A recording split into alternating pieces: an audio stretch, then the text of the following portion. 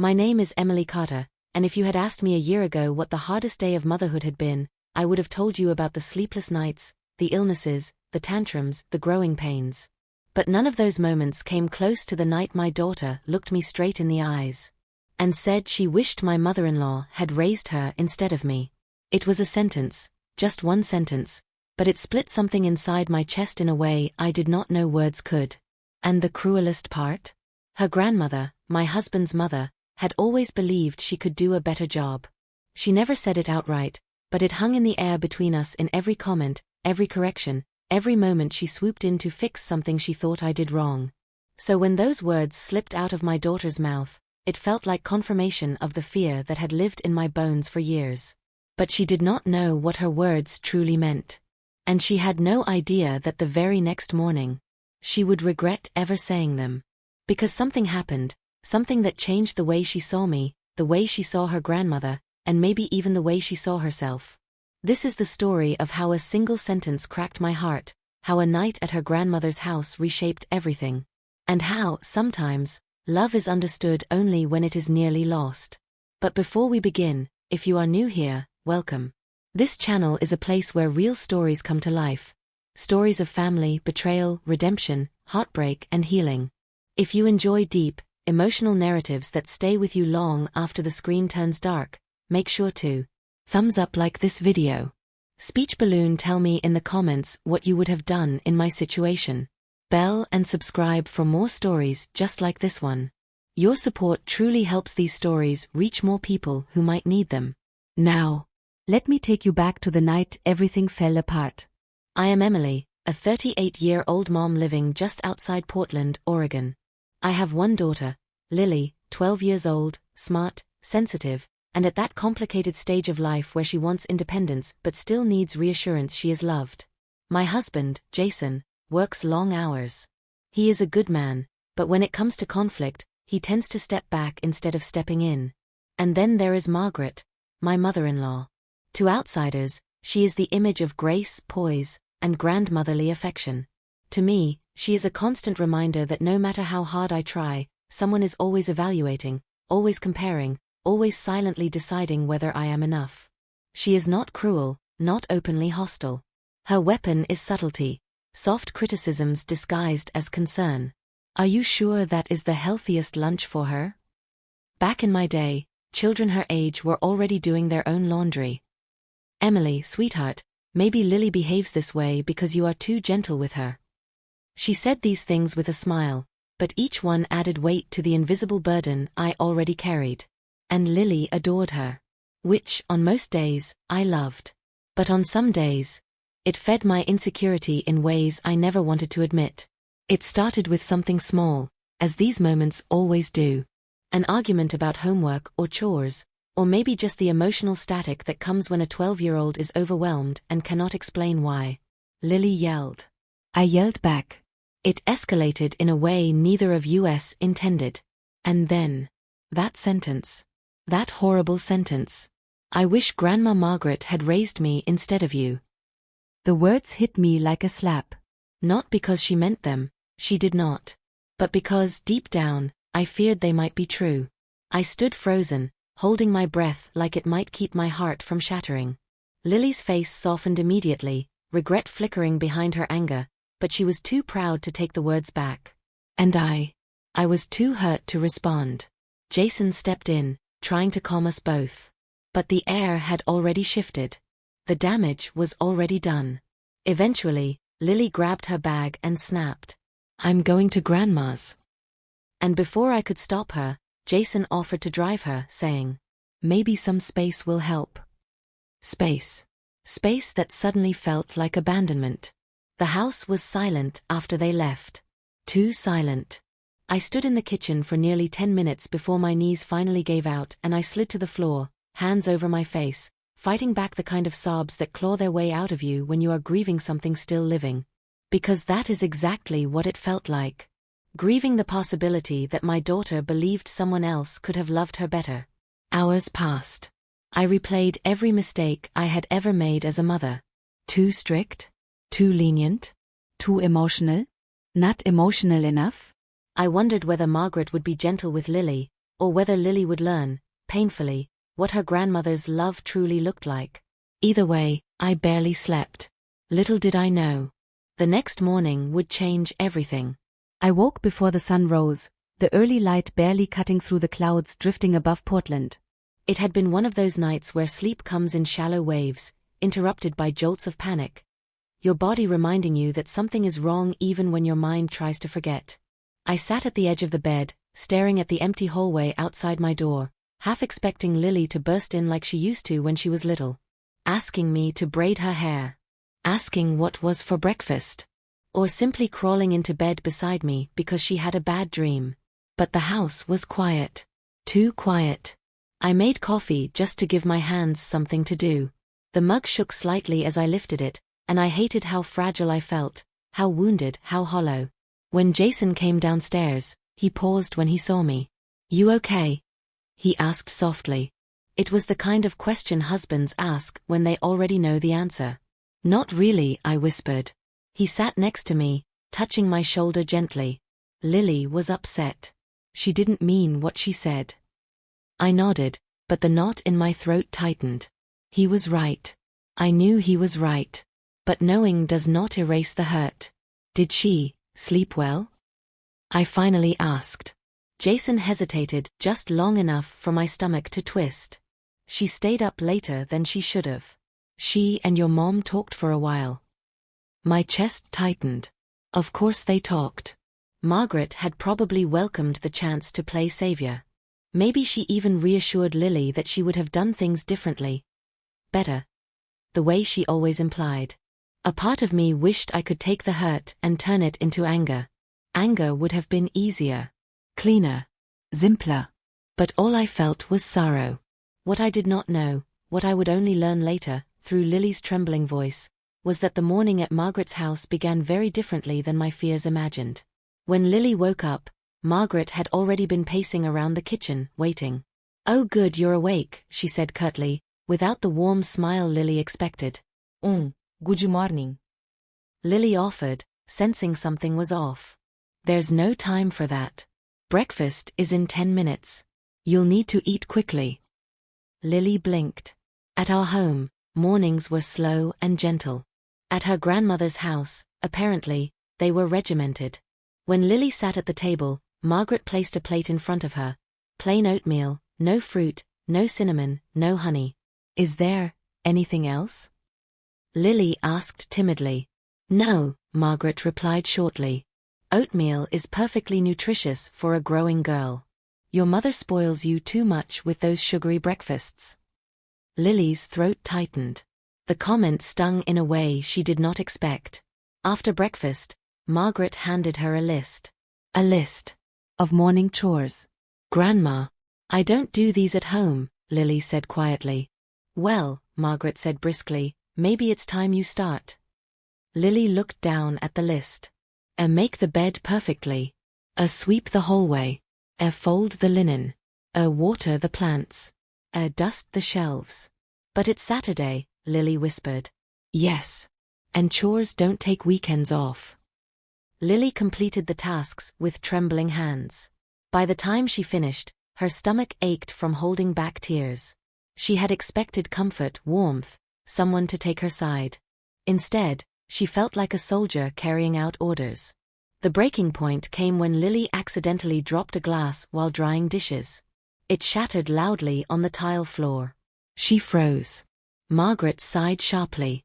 "Lily, for goodness sake, you need to be more careful." I'm sorry," Lily stammered, tears stinging her eyes. "Your mother should have taught you to handle things with more responsibility," Margaret added. The words sliced deeper than she intended. And something inside Lily cracked. "Don't talk about my mom like that," she said softly, voice trembling. Margaret paused, surprised by the pushback. "I'm just stating facts," she said.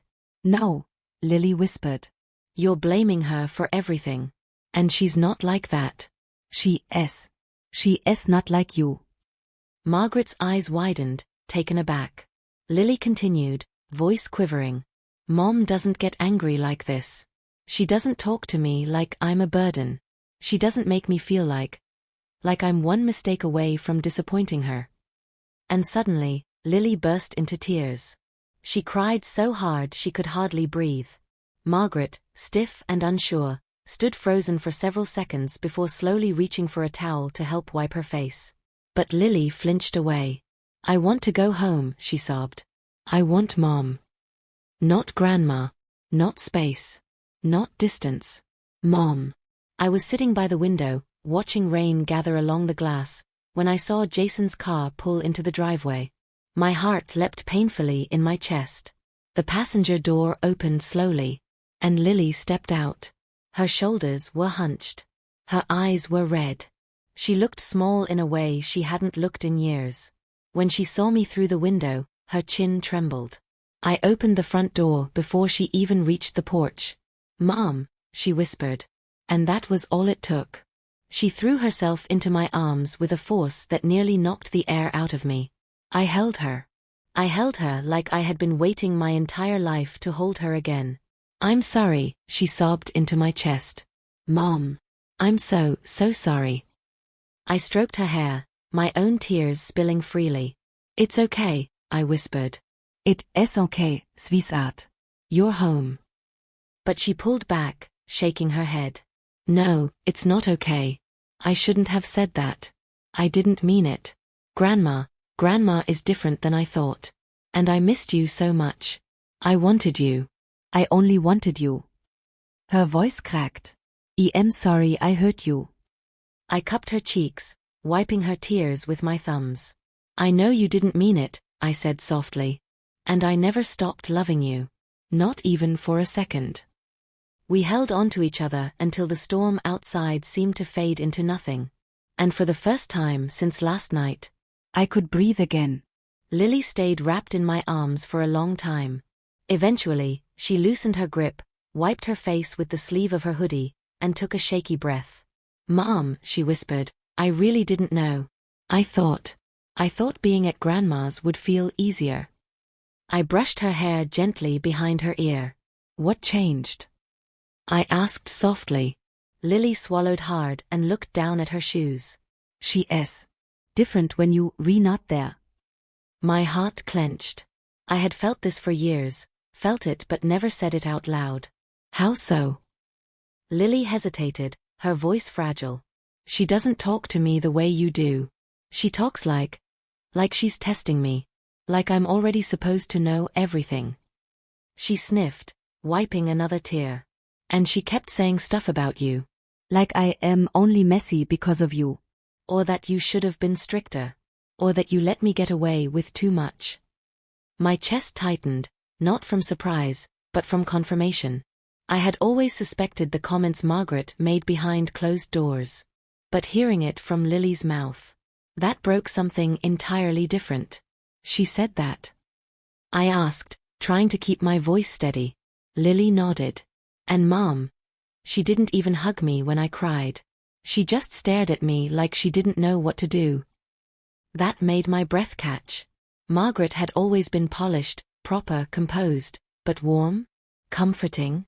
Not in the ways a child needs. Not in the ways that matter. Lily's voice wavered again. "I thought she'd be nicer. I thought she'd take my side. But she just made me feel small." She looked up at me, eyes full of guilt. I don't know why I said what I said. I was mad and stupid and I didn't mean any of it. I touched her cheek gently. "I know," I whispered. "We all say things we regret when we're hurting." Her bottom lip quivered. "But I hurt you." "Yes," I admitted honestly. "But you also came back. That matters more." We were still standing quietly in the hallway when the doorbell rang. 3 sharp, decisive chimes. Lily stiffened. Jason frowned. And my stomach dropped. We all knew who it was. Jason opened the door slowly. Margaret stood on the porch, her posture straight, her expression unreadable. She held her purse tightly against her side, as if bracing herself for a battle she'd been preparing for. "Where is Lily?" she asked immediately. "Not. How is she? Is she okay? Did she get home safely?" "Just a demand." "She's with her mother," Jason said calmly. Margaret's jaw tightened, barely, but enough. I need to speak with her. Before Jason could answer, Lily's small voice came from behind me. I don't want to talk right now. Margaret exhaled sharply, as though inconvenienced. Lily, sweetheart, she said, softening her tone artificially, I think you're misunderstanding a few things from this morning. Lily stepped closer to me, nearly hiding behind my arm. I didn't misunderstand anything, she muttered. Margaret's eyes flickered, annoyance barely concealed. Emily, she said, shifting her attention to me, clearly something was said that made her upset. I tried to teach her responsibility, but children these days. Stop. My voice came out steadier than I felt. Margaret blinked, startled. We're not doing this, I continued. You don't get to dismiss her feelings or mine. She opened her mouth, then closed it again. I think you owe Lily an apology, I added gently, firmly. Margaret straightened her back even more, a signal she was preparing to resist. I did nothing wrong. I disciplined her the way I disciplined my own children. This isn't about discipline, I said softly. This is about respect. Margaret's voice sharpened. Are you implying I don't respect my granddaughter? I held her gaze. I'm saying she felt criticized, judged, blamed, and she needed comfort, something you didn't give her. For a moment, the only sound was the rain tapping against the windows. Lily clung gently to my sweater. Jason watched from the doorway, torn between peacekeeping and protecting. Margaret finally spoke, her tone icy. If she felt hurt, that is unfortunate. But children must learn too. She ist 12, Margaret. I rarely used her first name. It shook her more than the words themselves. She is still learning who she is. What she needs is emotional safety, not perfection. Margaret's lips pressed together tightly. She turned to Lily. Well, she said stiffly, I suppose our little misunderstanding made you appreciate your mother more. Lily flinched. I stepped forward. This isn't a competition. Margaret's expression pulsed with something I couldn't name. Pride? Insecurity? Jealousy? Then she said the sentence I had feared for years. I was only trying to help you become a better mother. The air left my lungs. There it was. The truth she had never said aloud but always implied. Lily stiffened, staring at her grandmother with wide, hurt eyes. Jason looked stunned. And I felt something inside me shift from hurt to clarity. Margaret, I said quietly, I am not perfect. I make mistakes. But I am a good mother. Lily knows it. And deep down, you know it too. Her face softened just a fraction, just enough to reveal the vulnerability she spent a lifetime hiding. You have always believed your way is best, I continued, but my daughter is not a project. She's not a task to complete or a standard to measure. She is a child who needs to be loved, not corrected into submission. Margaret swallowed, her voice low. I did what I thought was right. And I did too, I answered gently. But last night, Lily's words hurt me. Deeply. I spent hours thinking I failed her. Lily's eyes filled again. Mom. I shook my head softly. But this morning showed me something else. You cannot be replaced by someone who doesn't understand your heart. Lily stepped forward, voice trembling. Grandma, I'm not mad. I didn't know. I thought things would be easier with you. Margaret's expression cracked, just briefly. And they weren't, Lily whispered. I missed Mom. I needed Mom. The message hung in the air, pure, honest, undeniable. Margaret looked at Lily, then at me. For the first time since I'd known her, she seemed uncertain. Small. Human. I suppose, she murmured, I may have been stricter than necessary. It wasn't a full apology. But it was more than I ever expected. Lily nodded quietly. It's okay, she said, not out of obligation, but out of genuine kindness. I just want to be home now. Margaret exhaled, long and shaky, as though releasing years of unspoken tension. All right, she said. I will give you space. She turned to leave, pausing at the doorway. Then, very softly, So softly I almost didn't catch it, she whispered. Emily. You have raised her well. She walked away before I could respond. But her words lingered, strange, fragile, and unexpectedly healing. I closed the door gently and turned to Lily. You okay? I asked. She nodded, wiping tears. I am now. And for the first time in a long time, so was I.